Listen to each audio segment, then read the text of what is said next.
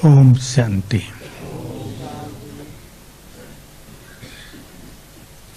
समय अनुसार हम सभी को बाबा की पालना का रिटर्न देना है।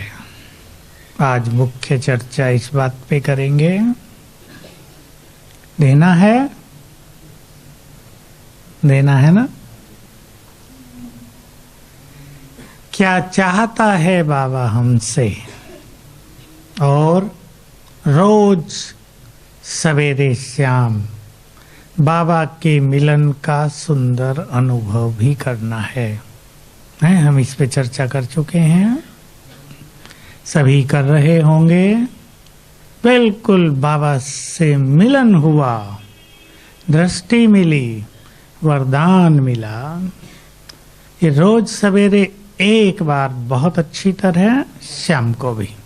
शाम का योग भी अमृत वेले के समान ही है।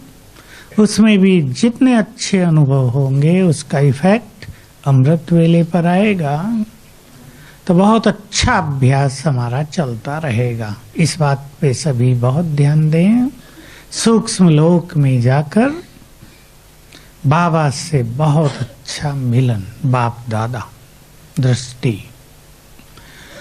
तो बाबा ने हमारी रोज पालना की है, रोज करता है। कैसे? सबसे अच्छी पालना है उसकी मुरली। रोज गाइड करता है हमें शक्तियां भी भरता है, लेकिन मुरली बहुत सुंदर चीज है उसकी हमारे लिए। तो रोज हम मुरली के द्वारा अपनी पालना का अनुभव करेंगे। बाबा हमसे प्यार भी करता है, हमारी भावनाओं का रेस्पॉन्स भी देता है, और सबसे बड़ी चीज जो मुरलियों में है, हमें स्मृतियां दिलाता है, याद दिलाता है। जो हम अपने को भूल गए, अपनी शक्तियों को भूल गए, अपनी महानताओं और प्योरिटी को भूल गए, बाबा वो हमें याद दिलाता है। उसे हम याद करते रहें, उसका स्वरूप हम बनते चलें। तो हम केवल आज 5 बातें निकालते हैं। वैसे तो बाबा की श्रीमत अनेक हैं, लेकिन ऐसी 5 बातें जिनमें सारी श्रीमत का पालन हो जाए, सबको सोचना है। 5 जो हमारी इंपॉर्टेंट बातें हैं। थोड़ी देर आए हुए बाबा ने एक बात तो कह दी। कौन सी? खुश रहो।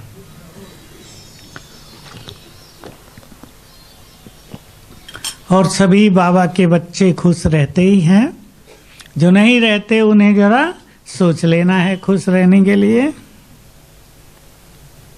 एक और भगवान की आज्ञा, दूसरी ओर खुशी नष्ट करने वाले कितने लोग? सबके पीछे लगे ही रहते हैं कोई ना कोई। मेरे सामने कुमार बैठे हैं, काफी संघर्ष उन्हें करना पड़ता है। कोई ना कोई लगा ही रहता है पीछे।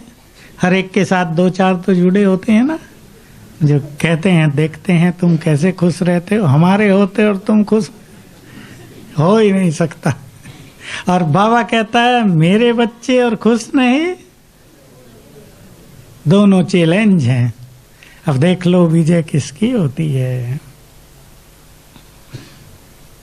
ऐसे केसेस रोज आते हैं कि व्यक्ति परेशान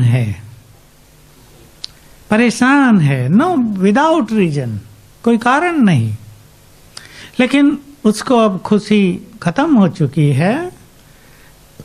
उससे भी पूछा जाए कि तुम परेशान क्यों हो, उसको भी पता नहीं है। और इसका कारण जिसकी चर्चा हम करते आए हैं, मुझे इसके रोज लोगों से मिलकर अनुभव दिखते रहते हैं। इस समय सभी के ब्रेन में जो निगेटिविटी मनुष्य ने भरी है, हजारों साल से विकर्म किए हैं, विकार रहे हैं, वो इमर्ज होने प्रारंभ हो गए हैं। अब पाप कर्मों की सजा से कोई बच नहीं पाएगा। कोर्ट किसी को छोड़ दे, मंत्री छुड़ा दें, लेकिन अब वो अंदर का जो मंत्री है, अंदर का जज, वो किसी को छोड़ेगा नहीं। तो इस समय आ गया है, हम सदा खुश रहने के लिए अपने को जरा देखें, चेक करेंगे कौन सी बातें हैं, किसके कोई शब्द हैं, किसी का कोई व्यवहार है, जीवन की असफलता है, कामनाएं हैं, या अपने कोई संस्कार हैं, हमारी खुशी को नष्ट करने वाली क्या बातें हैं। टॉपिक है बहुत बड़ा, 20 क्लास हो सकती हैं इस पर कम से कम। क्यों मनुष्य की खुशी गुम होती है? बहुत सारे कारण हैं। हर एक को अपने कारण को जानकर उसका निवारण करके मुझे बाबा की इस आज्ञा का पालन करना है, क्योंकि खुशी हमारे मन की, हमारे तन की सबसे बड़ी खुराक रहेगी। सब इस पे चिंतन करेंगे। दूसरी बात, बाबा की बहुत अच्छी हम सब के लिए कामना। दूसरी बात बोलो, बहनें बोलेंगी, क्या चाहता है बाबा हमसे? मेरे बच्चे बाप समान तो जरा बड़ी बात है, हम थोड़ी प्रैक्टिकल करेंगे, ग्राउंड वाली जमीनी बात। बोलो। हाँ, वो खुशी में आ गया, हर्षित चेहरा। अच्छा, मैं बताता हूं दूसरी बात। बाबा हम सभी को व्यर्थ से मुक्त देखना चाहते हैं। अनेक श्रीमत आ जाएंगी इसमें। व्यर्थ बहुत है मनुष्य के पास, बहुत है। कोई भी जब अपनी बात सुनाता है तो सुनाना बंद ही नहीं करता। हमें कम से कम 5 बार तो कहना पड़ता है, समझ गए आपकी बात हम। लेकिन उनके पास इतना ज्यादा होता है अंदर में कि सोचते हैं सारा तो सुना दे, मुश्किल से तो कोई सुनने वाला मिला है। डॉक्टरों को भी अनुभव है, हमारे सामने कई बैठे हैं, कई पेशेंट ऐसे होते हैं वही बात बार बार सुनाएंगे। दर्द हो गया पेट में, डॉक्टर साहब रात को 12 बजे हो गया, नींद नहीं आई, फिर परसों भी हो गया था बहुत ज्यादा। सारी सुना देंगे। तो व्यर्थ बहुत बड़ा सब्जेक्ट है ना। व्यर्थ से मुक्त होना माना संपूर्ण स्थिति, एक बहुत सुंदर सब्जेक्ट है और हर एक को इस पर व्यक्तिगत काम करना है। कुछ चीजों का त्याग करना पड़ता है इसके लिए, एक बड़ी बात। कुछ चीजों को इसके लिए स्वीकार करके अपने चित्त को शांत करना पड़ता है। ड्रामा के ज्ञान को संपूर्ण रूप से चिंतन में लाकर उसको भी यूज करना पड़ेगा। बाबा को अच्छी तरह जानना पड़ेगा, वो हमें साथ दे रहा है। बहुत सारे संकल्प, चिंताओं के, बोझ के, परेशानियों के हम उससे समाप्त करेंगे। बाबा को जानना सबसे सूक्ष्म बात है। सब लोग नहीं जानते। मुझे बता रहे थे भाई अभी, बाबा के बारे में लोग क्या क्या सोचते हैं। आपको हंसी आएगी सुन के। कहा हम गाड़ी भी चलाते हैं तो पहले इंजन को, ब्रेक को चेक तो कर लेते हैं ना फट से। बाबा आता है अपनी गाड़ी को चेक भी नहीं करता, ऐसे ही आ जाता है। देखो लोग क्या क्या सोचते हैं। जो अति बुद्धिमान है ना, जो अपने को ज्यादा बुद्धिमान समझते हैं, वो भगवान को करेक्शन देते हैं, करेक्ट करते हैं। तुम ये गलती कर रहे हो, तुम्हें नहीं करनी चाहिए अर्जुन भाई। ऐसे बुद्धिमान भी है ना, साकार में भी होता था। बाबा कहते थे बच्चे मुझे भी राय देते हैं आके, पता ही नहीं कौन बैठा है। भगवान को जानना कौन जान सकते हैं? सोच लेंगे सभी। उसके कार्य करने की गति को समझना, उसके प्यार और सहयोग को रियल में अनुभव करना और समझना, उसके सहयोग देने का तरीका क्या है। याद दिला दूं आपको, हम इस बात को सुनाते हैं क्लास में। मूल्यों में बहुत नहीं आई है ये बात, जब तुम मुझे संपूर्ण रूप से जान जाओगे तुम संपूर्ण बन जाओगे। बाबा का महावाक्य हमने भी एक ही बात सुना अब तक, और याद ये इसलिए रहता है कि तब हम 2-4 भाई मिलके दादी के पास पहुंचे। बात कम से कम 35 साल पहली है ये। और दादी से हमने प्रश्न किया। तब दादी के पास केवल अपना कमरा ही होता था, उसी में मिलने जाते थे। तो दादी के कमरे में ही हम जाते थे सवेरे मुरली के बाद। तो पूछा दादी से हमने, बाबा को हम जान जाएंगे पूर्णतया तो संपूर्ण हो जाएंगे। बाबा ने कहा तुम्हारा देह ही छूट जाएगा, ऐसी कर्मातीत अवस्था आ जाएगी। इतनी गुह्यता है बाबा को जानने की। कौन जान सकते हैं? ये तो स्पष्ट है कि हमने नहीं जाना है उसको अब तक, केवल उसका परिचय प्राप्त किया है। परिचय अलग होता है, जानना अलग होता है।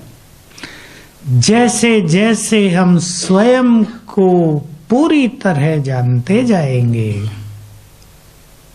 बाबा को भी जानने की बुद्धि आ जाएगी। एक बात।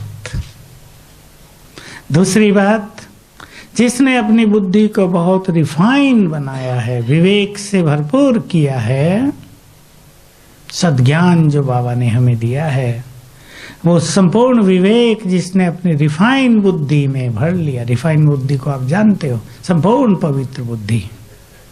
बहुत बड़ी डेफिनेशन हो सकती है इसकी। जिसका आकर्षण कहीं भी न जाता हो, न देहधारियों में, न अपने देह में, न इच्छाओं में, न वस्तुओं में, न मान सम्मान में, पूरी रिफाइन बुद्धि, रिफाइन इंटेलेक्ट। ऐसी रिफाइन बुद्धि के द्वारा भगवान को जाना जा सकता है। और तीसरी चीज बहुत प्रैक्टिकल है, किसी को भी हम तब जान सकते हैं जब उसके समीप रहें।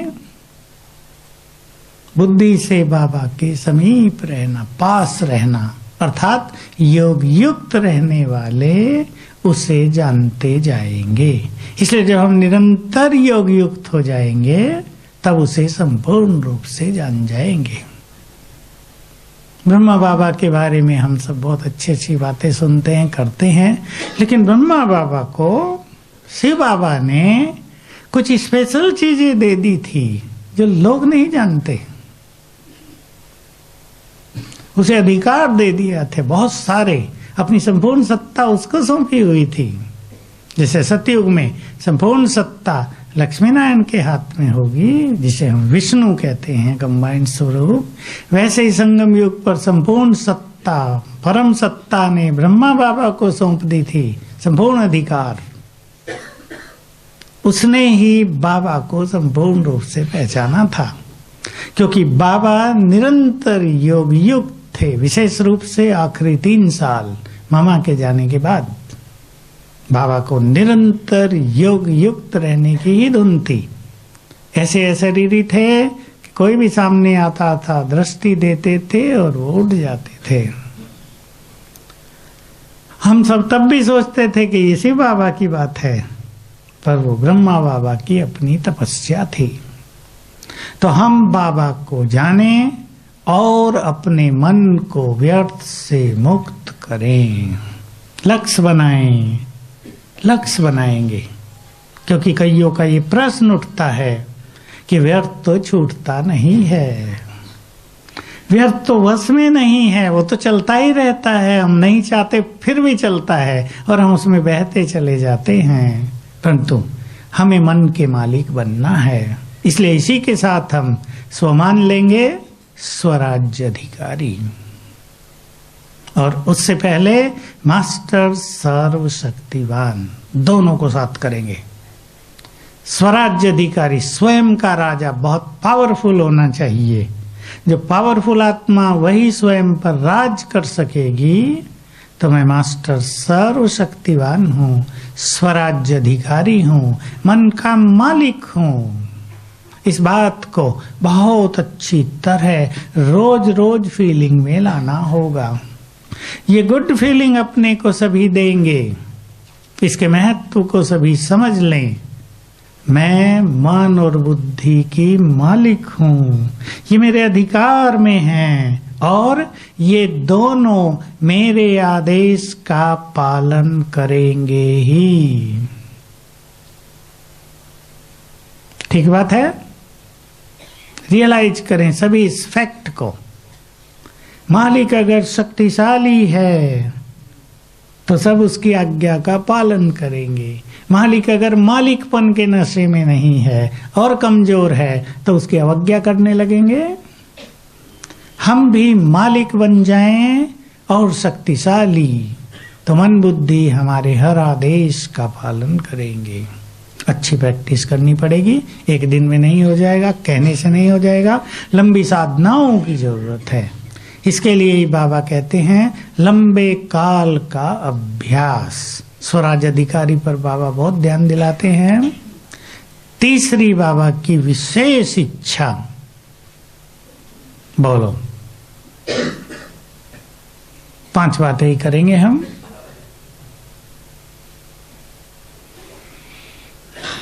बोलो, सब जानते हैं आप उसको भी। और कुछ नष्टोमा भी है, और कुछ? हाँ, ये भी बहुत अच्छी बात है। ये खुशी के सब्जेक्ट में आ जाएगा। चेहरे और चलन से बाबा को प्रत्यक्ष करना। तीसरी चीज हम देंगे सबको सकाश देना, जिस पर बाबा ने बहुत जोर दिया है। हमारी सकाश की संसार की अनेक आत्माएं इंतजार करती हैं। हमारे वाइब्रेशन से अनेकों को बहुत सुख मिलता है। वाइब्रेशंस देना अपने में बहुत बड़ा पुण्य है। वाइब्रेशंस देने से हमारी एकाग्रता बहुत सुंदर हो जाती है। जो देते हैं उनको अनुभव है। योग में अगर हम दाता बनकर बैठे, संसार को सकाश देने लगे, तो बहुत जल्दी हमारी एकाग्रता हो जाती, परफेक्ट। बहुत आनंद आने लगता है योग में। बाबा से ले रहे हैं, संसार को दे रहे हैं, दुखी आत्माओं को दे रहे हैं, अशांत आत्माओं को दे रहे हैं। आपको याद हो, अब से 2 सीजन पहले जब बाबा की फुल मुरलियां चलती थी, बाबा ने कहा था सभी आत्माओं को ये अनुभव होने लगा है कि कहीं से हमें वाइब्रेशंस आ रहे हैं, लेकिन अब जरूरत इस चीज की है, इतने वाइब्रेशंस दो कि उन्हें ये पता चल जाए कि कहां से आ रहे हैं। देने वाले का स्वरूप उनके सामने इमर्ज हो जाएगा। ये ऑटोमेटिक गति है। देने वाले का स्वरूप उनके सामने उभर कर आने लगेगा, स्थान भी आने लगेगा। यहां से ये मनुष्य हमें वाइब्रेशंस पहुंचा रहे हैं, ये सब होगा। तो बाबा की बहुत इच्छा है कि हम भविष्य के लिए अपने को भी तैयार कर दें और अभी से बहुत अच्छी प्रैक्टिस करें वाइब्रेशंस देने की। चौथी बात बोलो। हाँ, धारणाएं बहुत हैं, उनमें से एक धारणा को ले लें हम जो सबसे सुंदर हो। एक को ले लें या 2 को ले लें? 2 ले लेते हैं। संतुष्टता और निरहंकारिता। निरहंकारिता में मैंपन का त्याग भी आ जाता है।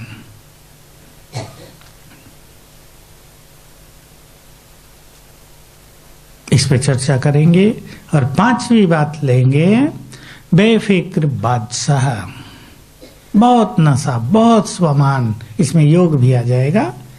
योग युक्त जीवन और बेफिक्र बादशाह, दोनों को जोड़ लें, क्योंकि जो योगी हैं वही बेफिक्र हो सकते हैं। जो स्वमान में और ईश्वरीय नशे में रहते हैं वही बेफिक्र रहेंगे।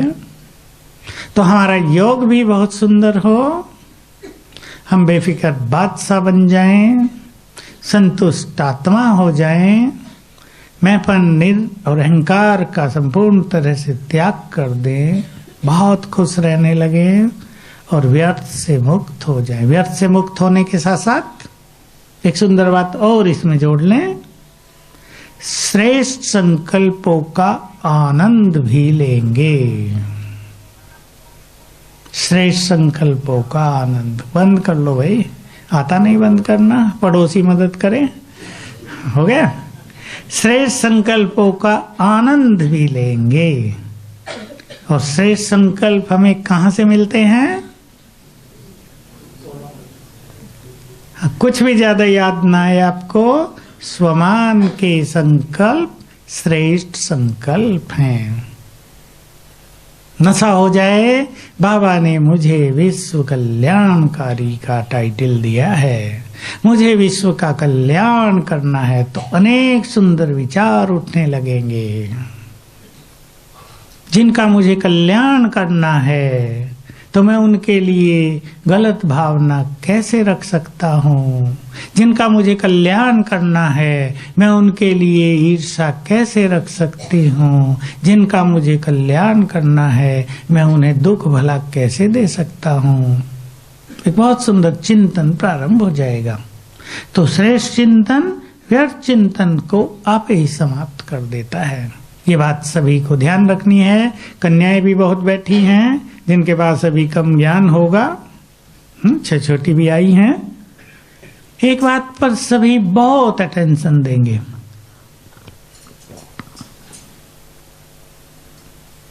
हमारे मन में क्रिएटिव एनर्जी है। मन की क्या डेफिनेशन है? मन है संकल्प शक्ति। उसमें संकल्प करने की शक्ति है। उस शक्ति को यूज करके हम सुंदर से सुंदर संकल्प किया करें। इसलिए बहुत अच्छी बात रहेगी। देखिए, बाबा की साइलेंस पावर पर हमने मुरली सुनी। मैं थोड़े में इसको आपके सामने कहूंगा। साइलेंस पावर, पावर है मन में, बुद्धि में है विवेक ज्ञान, और पावर शक्ति का निवास है किसमें? मन में। किसमें? मन में। याद रखना आप ये बात। और मन में चल रहे हैं बहुत संकल्प।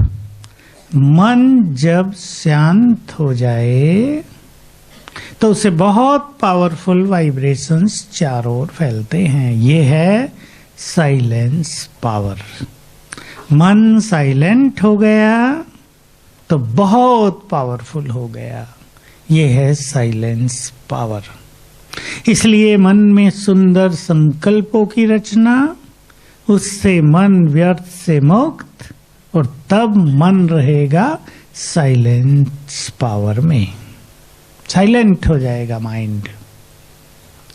इसकी हमें बहुत अच्छी प्रैक्टिस करनी है। आपको याद हो उस दिन की मुरली का महावाक्य? यदि साइलेंस पावर होगी तो सेवा में थोड़ी सी मेहनत से बहुत सुंदर सफलता प्राप्त होगी। और साइलेंस पावर नहीं होगी तो बहुत मेहनत करेंगे, सफलता कम मिलेगी। चाहे यज्ञ की सेवा हो, चाहे बाहर हम फील्ड में दूसरों की ज्ञान देकर सेवा करते हों, साइलेंस पावर जितनी बड़ी है हमारी बोल में उतना ही ज्यादा प्रभाव होता है। दूसरे व्यक्ति को हम थोड़ी सी बात कहेंगे, वो सब कुछ समझ लेगा। इसी को बाबा ने कहा है, जिन आत्माओं के पास साइलेंस पावर बहुत होगी वो आगे चलकर दूसरों को केवल इतना कहेंगे, तुम आत्मा हो, यहाँ हो, ज्योति हो, बस हो गया, और वो आत्मा हो जाएंगे।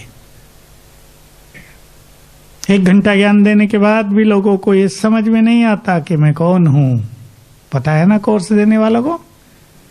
सारा सुन के यही कहेंगे, बहन जी बहुत अच्छा ज्ञान दिया आपने, आज तो समझ में आ गया आत्मा सो परमात्मा है। हमारे यहाँ करते हैं ना चर्चा लोग, हमारे यहाँ ये चर्चा करते हैं। जब हम उनसे पूछते, मिलाने लाती है ना बहने, क्या समझा आपने, कौन हो हम? भाई जी अब हमने समझा, आत्मा सो परमात्मा है। मैंने कहा बहुत अच्छा, सारा समझ लिया तुमने तो 3 दिन में। और साइलेंस पावर होगी तो बस जस्ट मुख से निकलेगा, तुम आत्मा हो, इधर ये देह नहीं हो, और वो आत्मा हो जाएंगे। और तब हमारी सेवाओं की सफलता बहुत सुंदर होगी। तो सभी अपने अंदर साइलेंस पावर भरने का बहुत श्रेष्ठ पुरुषार्थ तब करेंगे। बाबा को सबने देखा भी, क्या क्या देखा, सबने अपनी अपनी नजर से देखा होगा ना। 45 साल के अव्यक्त बाबा के पाठ के इतिहास में पहली बार तो ये हुआ। क्या हुआ? बाबा आए और आते ही वरदानी हाथ ऊपर। बीच में आपने देखा है मुरली सुनाते हुए या एंड में किया है बाबा ने, आते ही, नहीं तो 10 मिनट दृष्टि देते थे, वरदानी हाथ ऊपर। कौन सा पाठ? परम सदगुरु का पाठ प्रारंभ। मुरली बहुत सुना दी शिक्षक के रूप में। संपूर्ण ज्ञान, सूक्ष्म से सूक्ष्म ज्ञान, कर्मातीत होने का ज्ञान, मन की शक्तियों को बढ़ाने का ज्ञान, कर्मों का ज्ञान, प्योरिटी का योग, सब आ गया। अब शिक्षक ने सब कुछ दे दिया। और जब पढ़ाई संपूर्ण होती है किसी की, जिन्होंने अपनी पढ़ाई कंप्लीट की है वो जानते हैं। मान लो किसी सब्जेक्ट में एमए कर लिया, एमएससी कर लिया, तो आजकल तो नहीं होता, पर होना तो ये चाहिए उस सब्जेक्ट की संपूर्ण नॉलेज आ गई। आजकल नहीं होती, आजकल तो बच्चे रट लेते हैं, बस जो किताब में लिखा और रट लिया, बाकी कुछ पता नहीं। आजकल की बात अलग है। बाबा ने संपूर्ण ज्ञान दे दिया हमें, और हमारे पास तो रटने की बात नहीं, ये तो हम सब ने डीपली उसको अंडरस्टैंड कर लिया है, जान लिया है, तो हम उसका स्वरूप बने। बाप के रूप में प्यार भी बहुत दिया, पालना भी दी, खिलाया पिलाया भी बहुत, और वायदा कर लिया कि जब तक संगम योग है, जो मेरे बच्चे बन गए उनको खिलाता ही रहूंगा, तुम भूखे नहीं रहोगे। टीचर बनकर संपूर्ण ज्ञान सागर, सागर बना दिया हम सबको भी। और अब परम सदगुरु बनकर वरदान पहले भी दिए हैं, लेकिन अब बाबा का पाठ तो किधर है? फाइनल की ओर है। तो कई लोग सोचते अब क्या होगा, विचार तो चलता है ना, भाई यहाँ कोई आएगा या नहीं आएगा, क्या होगा, क्या होगा? अभी तो लाखों आएंगे, यहाँ लाखों आएंगे, क्योंकि बाबा के पास प्लानिंग है ना संसार को बदलने की। उस प्लानिंग को मनुष्य नहीं समझ सकता, वो तो वही चाहता है जो चलता आ रहा है। चेंज को स्वीकार करना अनेक मनुष्यों की मेंटेलिटी होती नहीं, जो चल रहा है वो और अच्छा चले, हर मनुष्य ये सोचता है। लेकिन उसमें चेंज करने से और अच्छा चलेगा, ये बहुत कम लोगों को पता होता है। तो बाबा के पास तो एक सुंदर प्लानिंग है हमें संपूर्ण बनाने की। उसका काम केवल ये थोड़ा ही है कि वो आता रहे और मुरली सुनाता रहे, हम सुन के घर जाते रहें और फिर वैसे के वैसे ही होते रहें। इससे काम चलेगा क्या? जब तक टीचर आंख न दिखाए, स्टूडेंट जगते नहीं हैं। कहेंगे हमारे घर में तो 12 बजे तक टीवी चलती है, क्या करे, बच्चे सोने नहीं देते। और जिस दिन समय आ गया कहेंगे टीवी को बाहर निकालो यहाँ से, मुझे जल्दी सोना है, सवेरे 3 बजे उठना है मुझे। तो सब बहाने समाप्त हो जाएंगे ना। बाबा अब एक ऐसी लहर फैलाना चाहता है अपने इस डिवाइन फैमिली में कि अनेक आत्माएं योगी बन जाएं। जब बाबा व्यक्त हुए, आप सबको इस बात का पता नहीं होगा, उससे पहले बहुत कम योगी थी, बहुत कम माने गिनती के स्टूडेंट ही 10,000 थे केवल। उसमें से बाबा के अव्यक्त होते ही 5,000 साफ हो गए। बहुत थोड़ी योगी आत्माएं थी। बाबा व्यक्त हुए, अनेक आत्माएं योगी बनने लगी।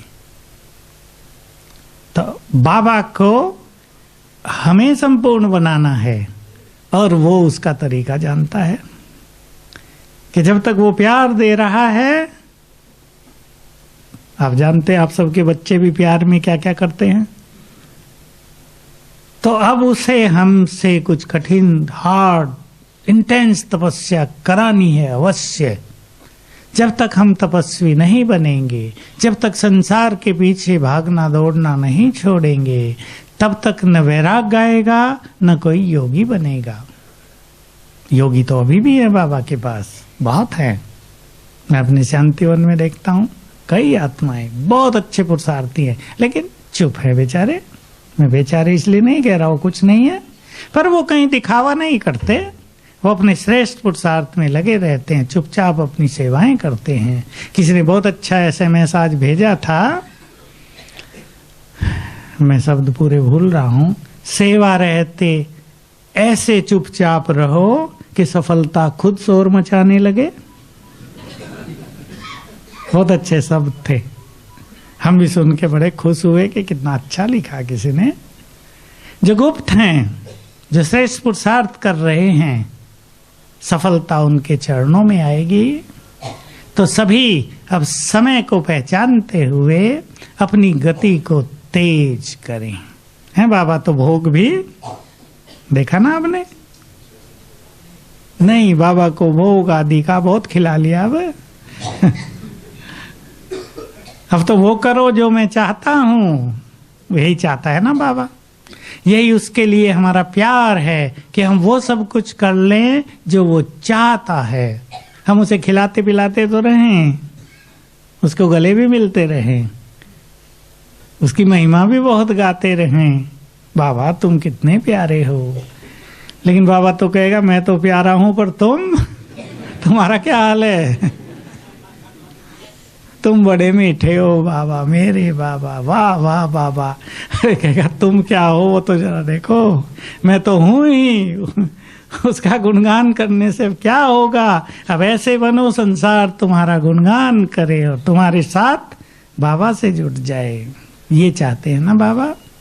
इसलिए हम सभी समय की सूक्ष्मता को पहचानेंगे और जरा जोर लगाएंगे। बहुत अच्छा। तो अब जब तक अगली बार बाबा आएगा, कितना आएगा वो तो बाबा जाने, हम कुछ कह नहीं सकते उसके लिए, पर बाबा तो हमारे पास क्या कहेंगे, रोज आएगा, रोज आएगा। जब बुलाएंगे तब आ जाएगा। हमारा उससे इतना प्यार हो, इतना अपनापन हो, इतना अधिकार हो कि अभी हम बुलाएं और आ जाए। हो सकता है या नहीं? सबको कहीं ना कहीं अनुभव होगा जरूर। मेरे को तो बहुत हैं, क्लास करा रहा हूँ, बिल्कुल मुश्किल हो गया है, सिर दर्द हो गया, मुझे सर्वाइकल हो जाता है कभी कभी, मुश्किल हो रही है।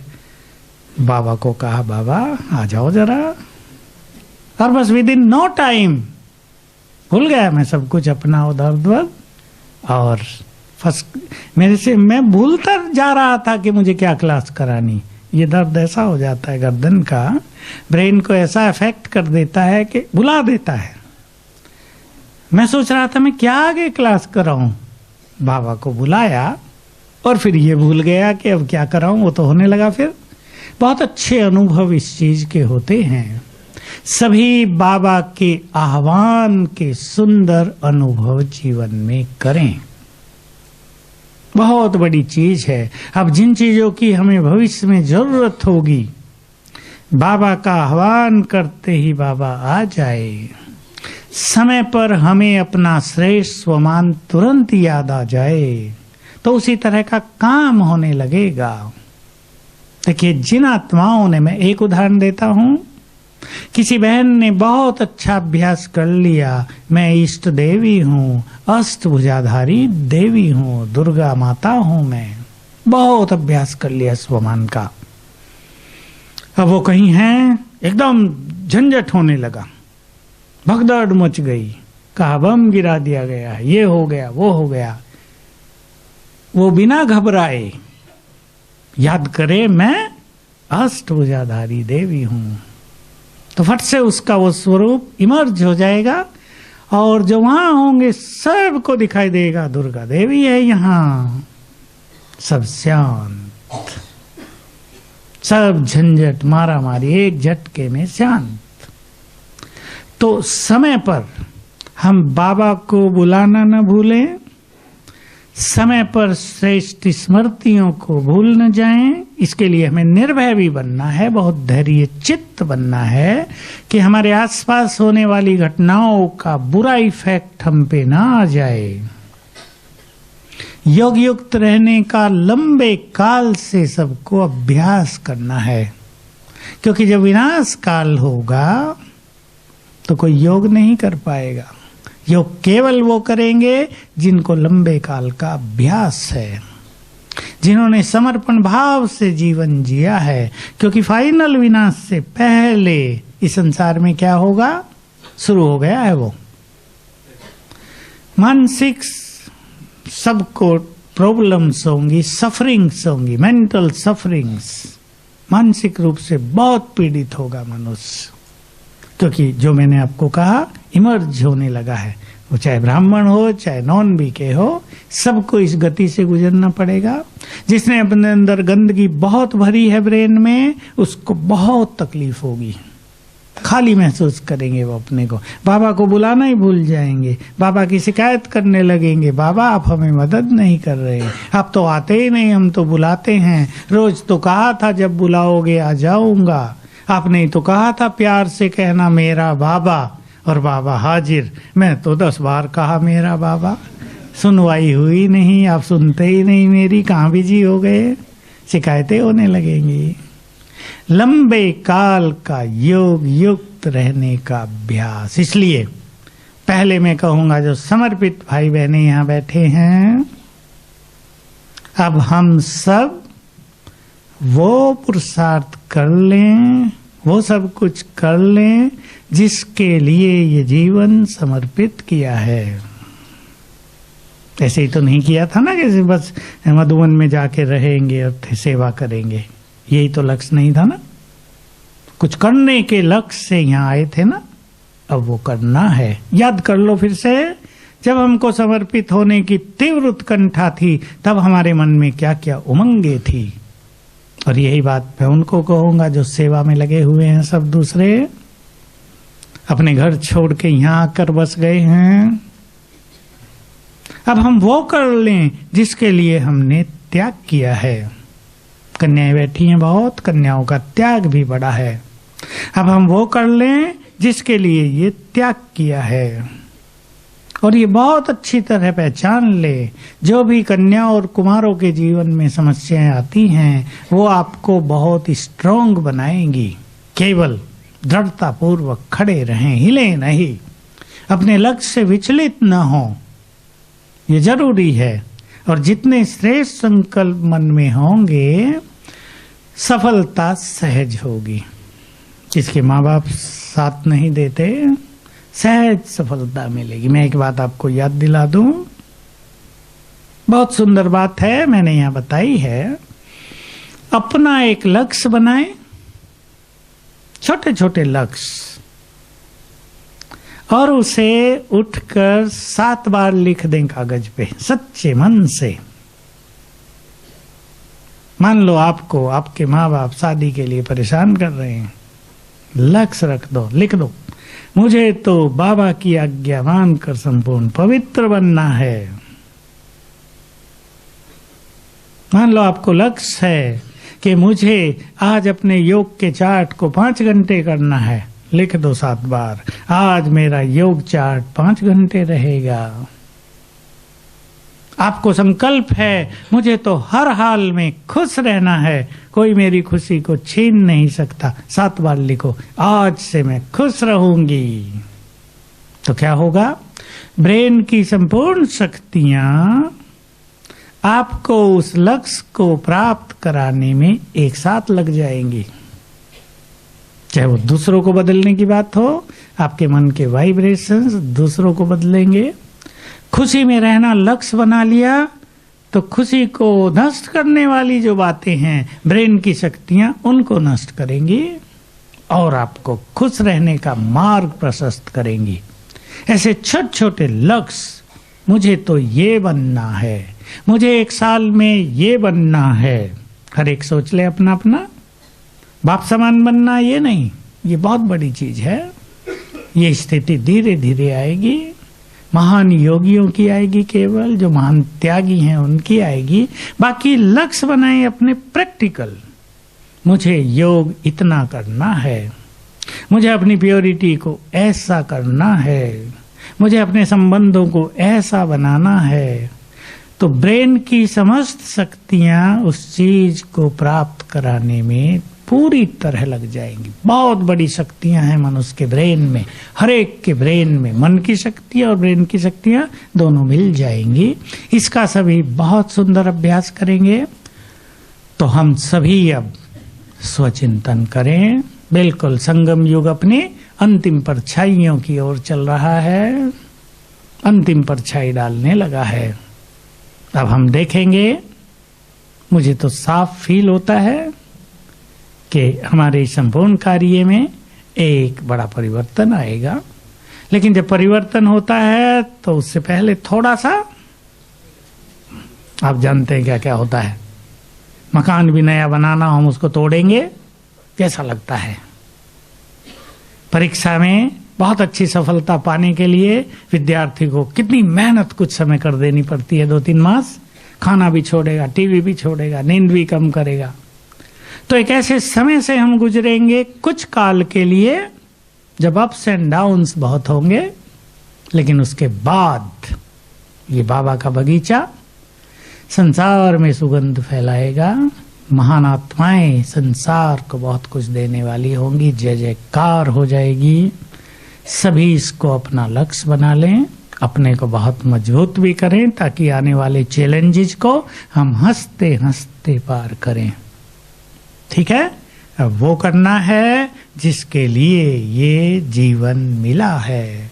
अब वो करना है जिसके लिए स्वयं भगवान ने हमारी पालना की है। अब वो करना है जिसके लिए हमने बहुत बड़े बड़े त्याग कर दिए हैं, संसार की इच्छाओं वासनाओं को पीछे छोड़ दिया है। चिंतन करेंगे बहुत अच्छा। रोज 5-10 मिनट ऐसे चिंतन में हर एक को गुजारना है। ओम शांति। स्वराज्य अधिकारी बनकर बैठेंगे सिंहासन पर, बाबा की शक्तियों को स्वयं में समाएंगे।